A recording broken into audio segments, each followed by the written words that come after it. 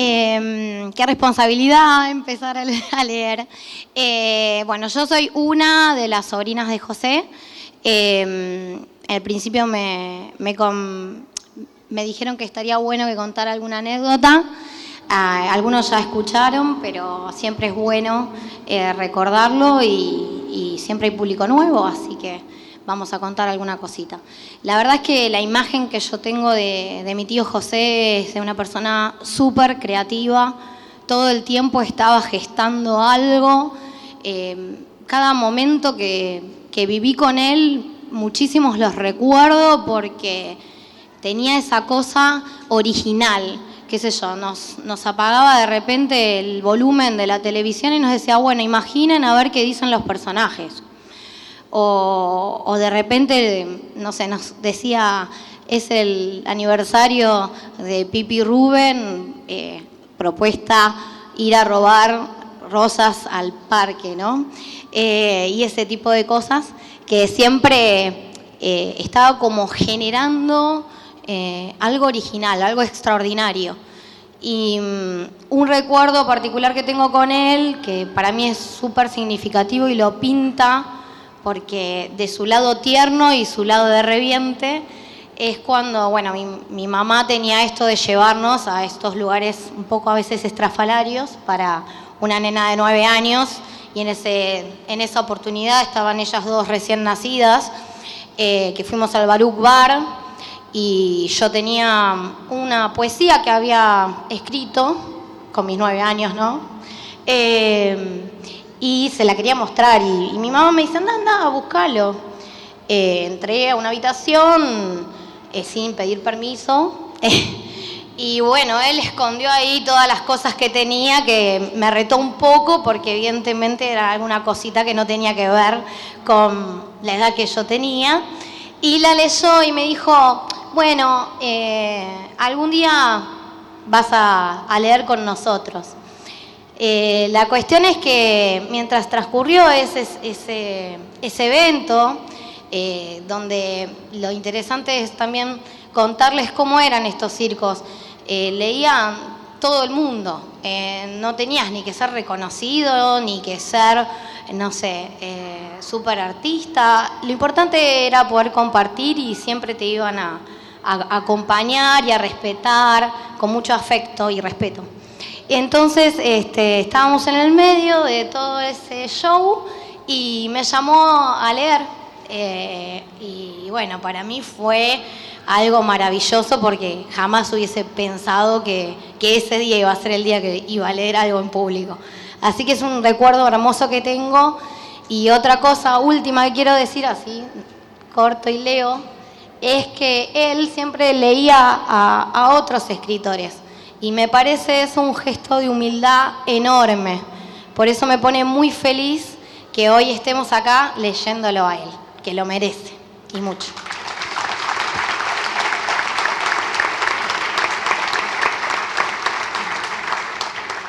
Un fragmento de Aleana. En la búsqueda de ese abrazo se me iba la vida. Era como si la estructura bien apuntalada que durante el día me ayudaba a sobrevivir pese a la soledad, al llegar la noche se derrumbara sordamente. Hubo en esas noches hombres y mujeres que no fueron el amor ni la ternura, que no fueron la amistad, ni siquiera la pena compartida.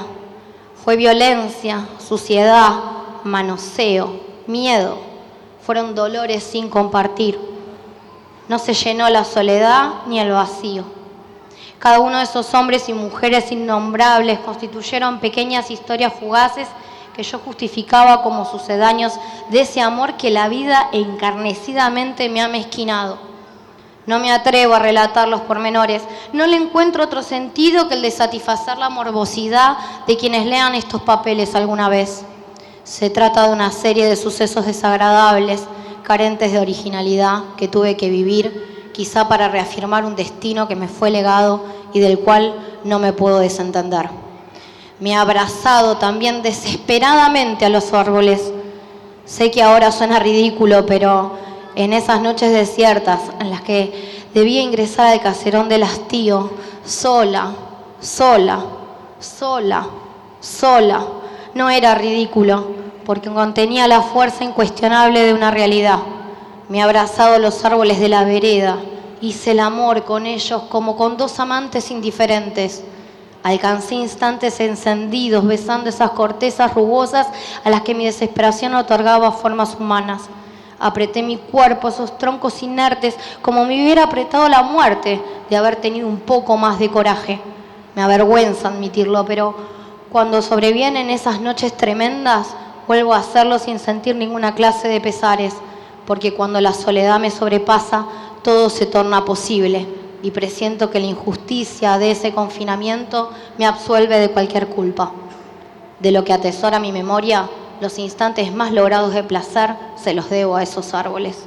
El único recuerdo del amor que llevaré a mi tumba será la silueta nochera, fantasmagórica de los árboles de mi vereda.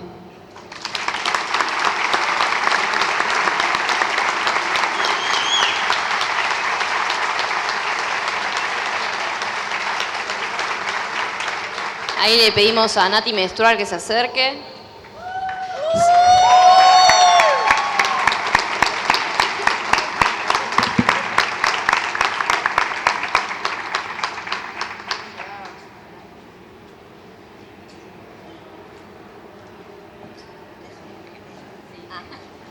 Oh, Somos gemelas. ustedes son gemelas, le digo. Bueno, yo también estoy muy emocionada porque para mí Esbarra, creo que en otra vida fuimos novios. Y yo se lo digo siempre a Pipi, que es mi nuera. Pero, bueno, yo mágicamente la conocí a Pipi y le digo un día a su media naranja, che, si ella es Pipi, vos sos Popó. Pero dije, no, Popó queda feo. Vamos a decirle Popo, ponele. Vos sos Pipi, vos sos Popo. Yo conocí a Esbarra porque un día fui a La Libre, que está en San Telmo, que es de unos amigos, y le dije en chiste, ¿tenés un libro para putos? Pensando que me iba a dar el mío. Y me dio el de Esbarra, que era Plástico Cruel. Y me dijo, léelo. Y en esa gente que uno cree, me fui a casa, lo leí, en 2 días me lo comí, como tantas otras cosas. Y quedé fascinada, pero quedé fascinada. Y la magia de la vida hizo que a la semana siguiente me tuviera que ir a Mar del Plata a leer. Me recagaron esa vez, pero bueno, estaba en el hotel, voy a un bar de mierda a leer y había muy poca gente, y un borracho en la barra. Y entonces, un borrachito recopado. Y yo le digo, se acerca a mí y me dice, ¿cómo andás? Te manda saludos la gente de La Libre. Oh, cuánto puto soltaron, mira, allá hay uno. Escúchame. Y le digo, ¿y quién sos vos? Y me dijo, yo soy el... Perdón, Pipi, te estaban cagando, pero quiero decir, yo soy el que edita Esbarra. Digo, ¿qué? Y me dijo, mañana traigo todo lo que tengo editado y te lo traigo, te lo regalo. Y dije, no puede ser, era el destino. Me leí todo Esbarra, hice mucho Aleana, que lo voy a leer con mucho amor porque me dio un montón este texto. Lo hice en La Libre, lo hice, no sé, en Olavarría lo hice. Aleana. Que unas tortas se levantaron y se ofendidas porque yo era una sucia, boca sucia. Digo, por suerte. Yo nací sola. He sido madre, he sido hija y madre al mismo tiempo. Me parí yo misma. Y tenía un hermano hijo cuando a los 12 años tomaba el tren que me llevaba a la capital y rescataba a Felipe de las garras de las tías ricas y lo traía nuevamente al rancho. Y alimentaba a mis padres hijos cuando iba con la olla grande hasta el cuartel cercano a pedirles comida a los militares. Y era madre de mi padre cuando él rompía lo que tenía a mano, peleando con mamá hasta que llegaba yo. Mi aparición lo petrificaba y lo demolía. Me respetaba cuando le clavaba mis ojos añeros en sus ojos de hombre fracasado, porque yo era su madre y él, de alguna oscura manera, entendía el misterio. Lo aceptaba como a su destino, como al alcohol.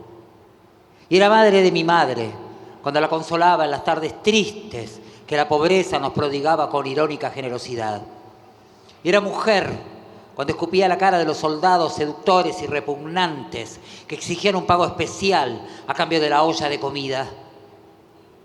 He sido la madre de toda esa familia entrañable cuando me trepaba por el techo acumulando laterío y maderas para evitar que se filtrara tanta agua, y cuando arreglaba la mesa y las sillas después que pasaba la furia de mi padre e hijo. Y he sido la madre del pueblo el día en el que no pude defenderme y el grupo de los bravos del barrio Podestá me atrapó una tarde siniestra e imborrable, la tarde en la que conocí el sexo y el amor, apretados al odio, rodeados por el odio, el amor embarrado de odio, de asombro y de espanto. Y he sido la madre del pueblo cuando al caer la noche, a escondidas, arrancaba pasto para limpiarme la sangre que se me pegoteaba por las piernas. Y he sido la madre de todos esos muchachos ansiosos que se agitaron sobre mí esa tarde feroz detrás del cementerio. Y he sido la madre del universo al nacer entre la miseria y la muerte. Y no tenía ningún secreto la vida para una niña que se agachaba para cagar sobre los muertos, sobre los esqueletos del abuelo y de la abuela. Y he sido también la madre de los muertos. Por eso, después de tanto parir, no me cabían dudas de que me había parido también a mí misma.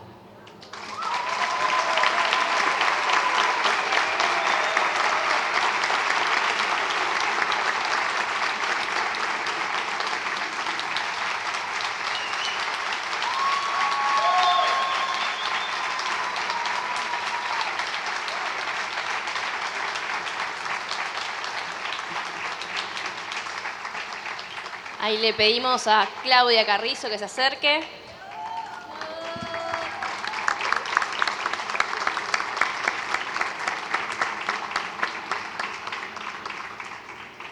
Qué emoción, Aleana, ¿no? Bueno, estaba tan ansiosa que me vine el sábado pasado. Así nomás. Pero bueno, hoy estoy de nuevo aquí. Estoy feliz porque me han pasado tantas cosas con los libros de José y de no tenerlos también, ¿no? José nunca hizo nada por plata, entonces quería publicar un libro, reunía a sus amigos, juntaba un poco de plata, iba y hacía el libro. Después hacía 100 libros, cuando esos libros se terminaban, los vendía, los regalaba, no había más libros.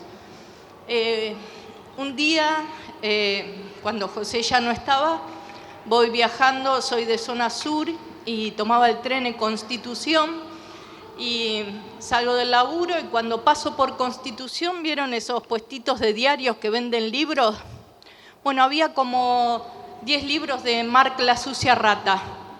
Me los compré todos, porque era la única manera de tenerlos, ¿no? Y bueno, y después los repartí, después José nos decía que los libros había que leerlos, regalarlos, robarlos, prestarlos.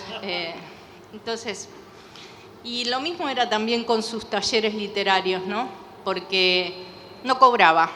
A él le pagabas lo que vos considerabas que le tenías que pagar. Y nos decía que el taller, el valor tenía que ser de manera tal que no nos costara, pero que también tuviera un valor para seguir yendo. Y también le podíamos pagar en especies. Tal es así que un compañero tenía verdulería, escribía ciencia ficción y él pagaba el taller con un cajón de frutas y verduras. O sea, comíamos bien también en el taller. Después había otra persona que también venía y él nos traía los mejores postres y las mejores tortas de las panaderías de San Telmo. No sé si escribía bien o mal, pero a nosotros nos encantaba. Su forma de pago nos beneficiaba. Bueno, esas son las anécdotas que tengo con José. Recorrimos mucho con él. Lo bueno de José era que íbamos a recitar a Radio Nacional con Tom Lupo y al otro día nos llevaba a una radio comunitaria en Ciudad Oculta y no sabíamos cómo salir porque era a las 11 de la noche. Y con él también conocí el Centro Cultural Recoleta. Él se adelantó a la ESI, cuando todos los que somos profesores, ¿no?, que decimos la ESI, él se adelantó a la ESI, porque cuando eran las ferias de arte joven, que se hacían en esa época ya en el puerto, en los galpones del puerto, él se ponía una mesita y les enseñaba a los jóvenes cómo usar los preservativos, y en eso fue un precursor, ¿no? Así que yo siempre lo recuerdo con mucho amor. Me gustaría que hoy estuviera acá, seguramente está viéndonos. Y siempre habló con mucho orgullo de Pipi, de sus 4 hijas. Yo siempre me acuerdo los nombres porque todos terminaban con Ina. Y a él eso le encantaba. Siempre nos contaba anécdotas de Pipi, de Rubén, de las chicas. Y también lo acompañamos siempre en el Baruch. Al principio en el Baruch éramos 3, 4. Con Furia 10. Después todo eso fue creciendo.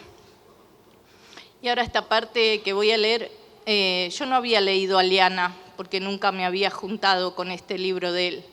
Y la verdad que me moviliza.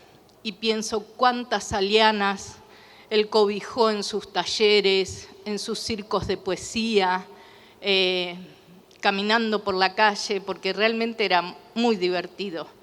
Pero esta Liana que él describe acá, que él cuenta, también pasaron muchas por su vida y nos enseñó a quererlas y a respetarlas. Elegí el capítulo que dice «Te reivindican». Feliz, feliz, feliz era el casamiento del mayor de mis sobrinos y yo estaba invitada a la fiesta. Sentía una alegría que no me entraba en el cuerpo, tan desmesurada que me dolía. Sí, creo que me sentía verdaderamente feliz. La sorpresa fue demasiado grande considerando que el casamiento se celebraba la noche del mismo día en que recibí la tarjeta.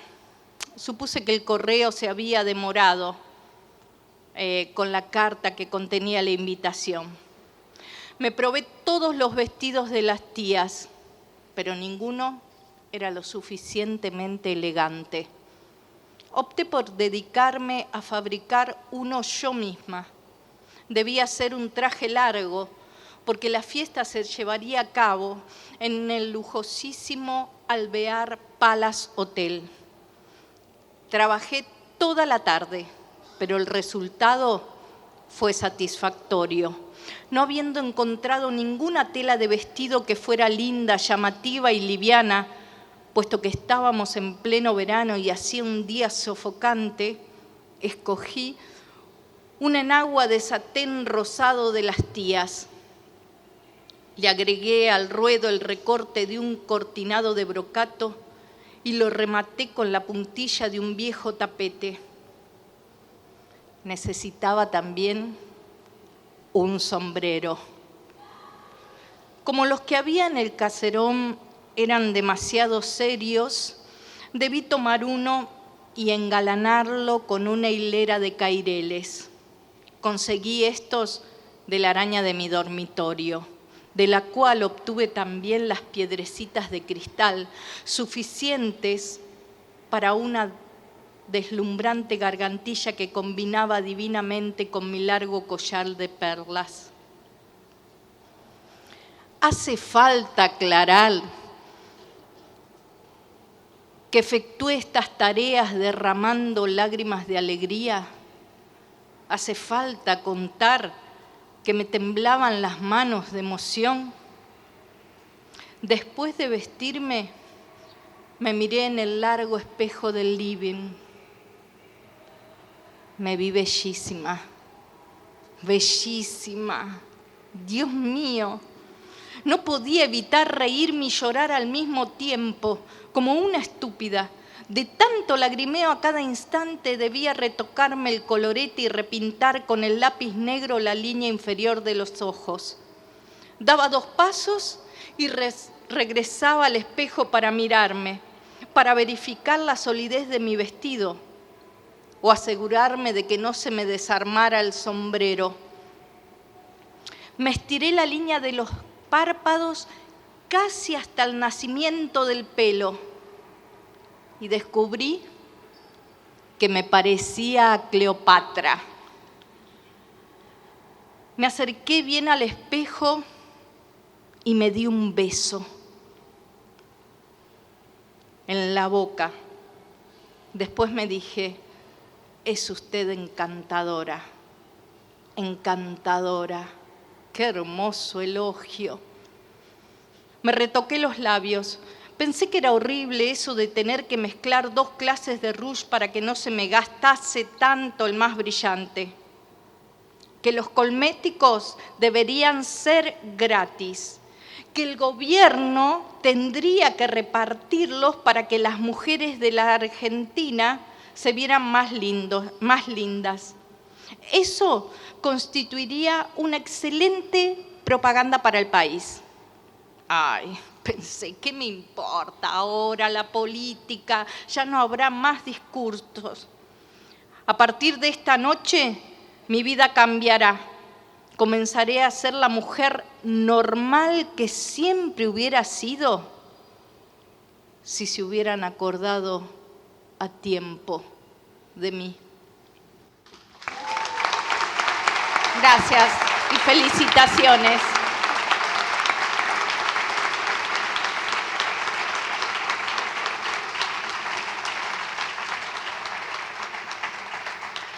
Soy Guillermo del Soto y junto con Claudia Carrizo y Mirna Rey tuve el privilegio de ser de los alumnos preferidos de José Esbarra. Ahora me convocaron para el prólogo de Aliana, el segundo libro de José, así que les deseo éxitos en las presentaciones. Como anécdota me gustaría recordar que la palabra preferida para insultar de José era infeliz, así que les deseo a todos que no lo sean, que no sean infelices. Y los dejo también con un fragmento de Pterodáctilos, que creo que es uno de los poemas no solamente mejores, sino el que más le gustaba a José. Vuela chocando contra todas las salientes de la noche, va una y otra vez por los lugares que conocieron juntos.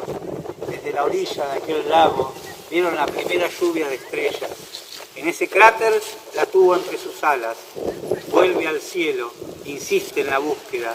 Es una esperanza en vuelo y condenada. Desde lo alto de la noche, color magenta, se lanza en picada, solitario y en silencio. Se desploma en ese fragmento de playa que nunca quiso mirar.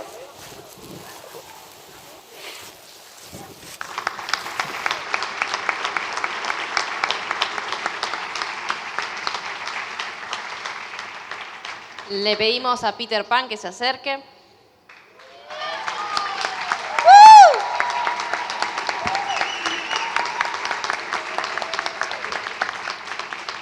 Hola, me quedó bajito, me parece.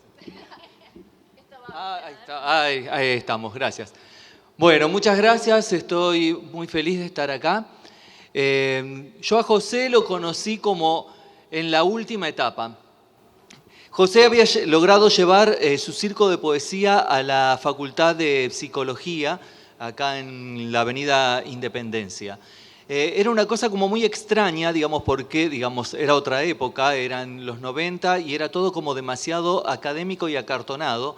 Y él había llegado con ese circo freak y poético a ese lugar y lo conducía con Claudia Conca. Claudia Conca era una actriz trans que había trabajado con Batato Barea y que hacía un striptease total, mostrando todo su cuerpo, y la gente de la facultad la detestaba. No podía entender qué hacía una travesti en la facultad dando un circo junto a José. Yo creo que José tuvo como una visión como muy clara y muy generosa al darle ese lugar a Claudia. Claudia es poeta, fue poeta, besitos al cielo a Claudia también, que debe estar escuchando esto, y terminó publicando sus textos después.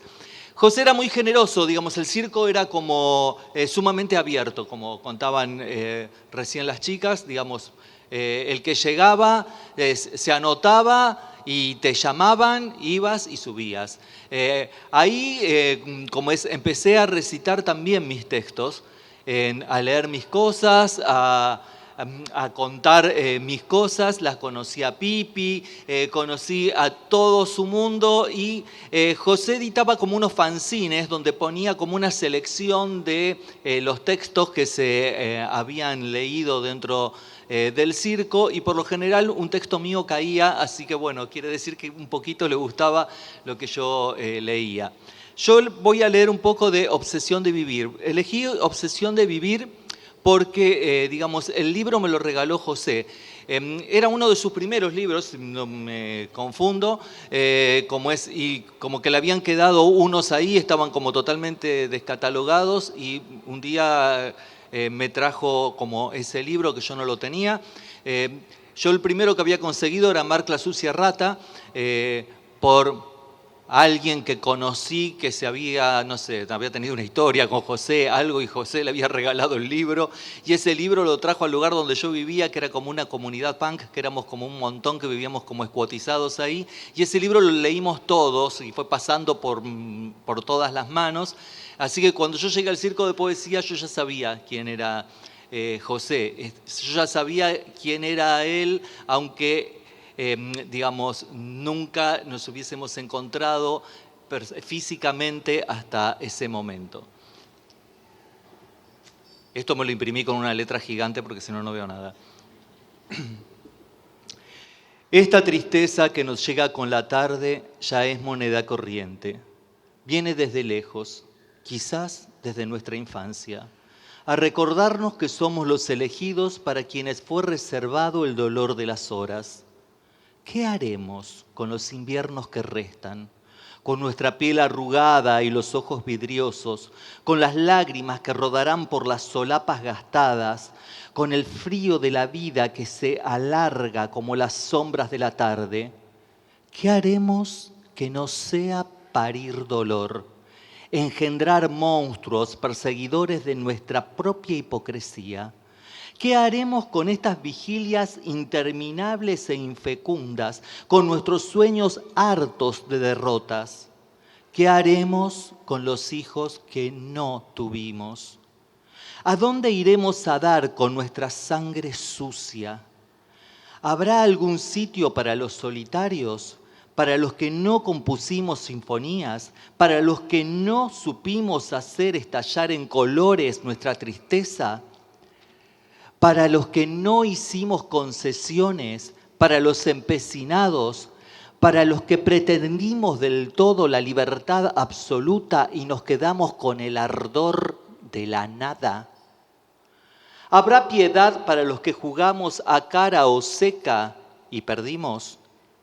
¿A dónde iremos los que olvidamos sonreír en el momento necesario, los que supimos retroceder cuando retroceder significaba avanzar? ¿Dónde acabaremos los que nunca fuimos inocentes? ¿Quién se apiadará de los desesperanzados cuando todo haya concluido y hoy mismo y esta misma tarde y en este tedioso instante? ¿Quién golpeará la puerta para traer algo que no sea indiferencia, desprecio por nosotros, asco por nuestras caras o la boleta del gas? ¿En qué infierno acabaremos los equivocados, los que no fuimos genios, los que no fuimos dioses, los que no sobrevivimos de prestados, que conocimos la luz y nos detuvimos a jugar con las sombras? ¿Qué será de los vencidos ilesos? ¿Qué será de los fracasados, de los que no recibimos una bofetada a tiempo o la tuvimos, pero nadie se acercó a consolarnos? ¿Habrá un sol, una playa, un mar, un cielo nuevos para los desertores del rebaño, que nos estrellamos las narices contra las piedras, pero no nos atrevimos a regresar? ¿Qué será de los que lloramos a escondidas? ¿Habrá algún premio para los que quisimos volar más alto y no triunfamos, pero defendimos a gritos cuando dijeron que era soberbia? ¿Viviremos mucho tiempo más intercambiando caretas con nuestros fantasmas? ¿Habrá piedad para los que escuchamos a todos y no entendimos a nadie? Para los que la soledad no nos dio un jaque de muerte, ni el amor nos dio un golpe de vida. ¿Qué haremos con este silencio insultante, con los espejos injuriosos? ¿Y qué haremos con los soles nuevos? ¿Continuaremos interponiendo las persianas atávicas? ¿Habrá ternura para los desarraigados, para quienes el futuro es una palabra sin sentido, para los que descubrieron con espanto que el amor es lo mejor, pero que no alcanza? ¿Quién nos mirará con ojos que no sean de misericordia o benevolencia? ¿Qué haremos con nuestros amaneceres abúlicos? ¿No cesaremos nunca de dejarnos caer en la cama, de quedarnos acostados en el piso, enredados aún en las sábanas, mirando puntos en el techo, recitando poemas atribulados, cantando zambas tales como La Añera? Seguiremos asomándonos a la ventana cuando personas, contándolas a las personas de a dos en dos, mirando paraguas los días de lluvia. ¿Hasta cuándo viviremos parapetados en los rincones oscuros, con la soledad como una enfermedad contagiosa? ¿Hasta cuándo nos aferraremos a las tinieblas como arañas? ¿Habrá algún sitio para los que no fuimos escuchados, para los que no supimos gritar, para los que no tuvimos la respuesta del eco en la montaña de los hombres? ¿A qué sitio iremos a dar con nuestros pocos dientes y nuestros pocos pelos que no sea de podredumbre y silencio? Tanta sangre enloquecida y caliente, tantos sueños, tanto pudor innecesario, tanto error y después tanto arrepentimiento para hacer cenizas, barro inútil, cauces desolados, ahitos de piedra o de olvido. ¿O tendrá mejores matices la muerte de los muertos? Tantos deseos de partir, de abandonar esta casa, de dejar esta suerte, de dejarse a uno mismo. ¿Cuándo gritaremos ahora, ahora, ahora, ahora, hasta que se descuelguen los retratos de todos los museos, hasta derribar esta casa, hasta sepultar nuestros espectros, hasta apostatar con este despiadado ocultamiento? ¿Cuántas palabras más encerradas en nosotros mismos? ¿Cuántas caricias puras dentro de la piel? ¿Cuántos sonidos de amor en el silencio? ¿Cómo ensucia el sentimiento del acto? ¿Cuánto daño padecido? ¿Cómo defrauda la intención el gesto? ¿Y cuánto nos queda por padecer todavía? ¿Cómo recuperaremos el tiempo que se nos fue esperando? ¿Cómo responderemos ahora a todo aquello que no respondimos? ¿Qué ilusión podrá asistir a nuestro cansancio? ¿Qué propuestas encontraremos en las paredes? ¿Qué plegaria rezar que no contenga mentiras? ¿Qué sueños soñaremos los que nos nutrimos del letargo? ¿Qué canción entonaremos para que evoque los deseos irrealizables, los intentos fútiles? ¿Ante qué Dios nos arrodillaremos los que aprendimos a rendir pleitesía? ¿Hasta cuándo soportaremos los relojes que marcan y fustigan los rostros, las horas de mármol y acero? Los sobrevivientes estamos condenados a respirar entre los muertos, a tocarnos con nuestras sombras inocuas, en nuestra casa muda. ¿Qué móvil existirá que nos despierte? Y ya acostumbrados a esperar el porvenir y siempre desesperando en cada instante, apoyados en los alféizares, con los ojos irritados, con las manos mortecinas, mirando octubres o eneros en la calle, y los jóvenes, la belleza, los niños, los frutos, el amor afuera. ¿De qué simiente surgimos los infinitamente deshabitados? ¿Qué oráculo inexorable predijo nuestro desierto? ¿En qué juego de la infancia apostamos la inocencia? ¿En qué rayuela perdimos la esperanza? ¿Y en qué escondida aprendimos a sufrir? Para los sobrevivientes no hay presencia concreta que sirva de compañía. Apenas y a veces hay estériles vanaglorias de arte o simulaciones de locura envasable y vendible. El triunfo nos destruye. Quizás la verdad en estado puro se halle únicamente en la desolación y en el fracaso. Un sobreviviente para otro es siempre un espejismo. Gracias, José.